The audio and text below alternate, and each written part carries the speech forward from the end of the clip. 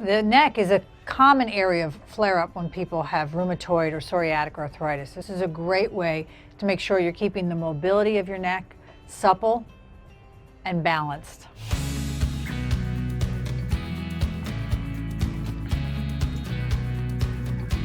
Hi, I'm physical therapist Peggy Brill, and I've created an easy 3-step exercise routine that will soothe arthritic neck pain and help prevent flare-ups.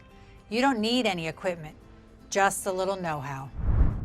The first exercise we're going to do for the neck is going to be neck retraction. So many of us are sitting at our computers or over our phones and our head is out and protruded, and this creates a lot of changes in the neck. So what we're going to start with is you're just going to sit up as tall as you can, have good posture, and you're going to take your chin and you're going to think of it as retracting back. So your whole head retracts onto your torso. So pull your head back. And you're going to feel a nice stretch in the back of your neck with that. You're going to just let that relax. Each one you do, you try to go back a little further.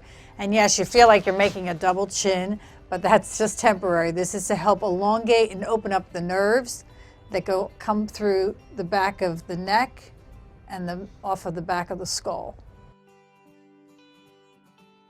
The neck is a common area of flare-up when people have rheumatoid or psoriatic arthritis. This is a great way to make sure you're keeping the mobility of your neck supple and balanced.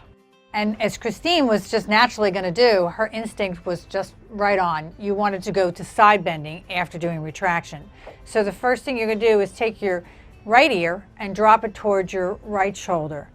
And you're just going to hold that a few seconds. You're going to bring it up, and you're going to drop your left ear towards your left shoulder. And you're going to bring that back up. And as you notice, we're not holding this long. And each time you try to make that motion go a little bit further, avoiding any kind of tingling or pain.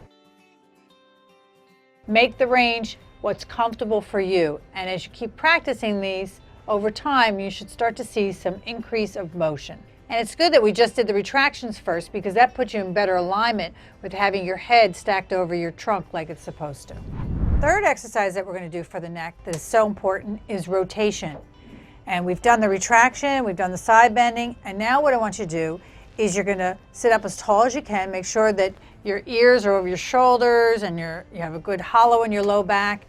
And what you're going to do now is you're going to turn your head side to side, nodding, a very small nod. And what this is going to do is really help get the motion on the upper neck that can commonly get affected with psoriatic and rheumatoid arthritis.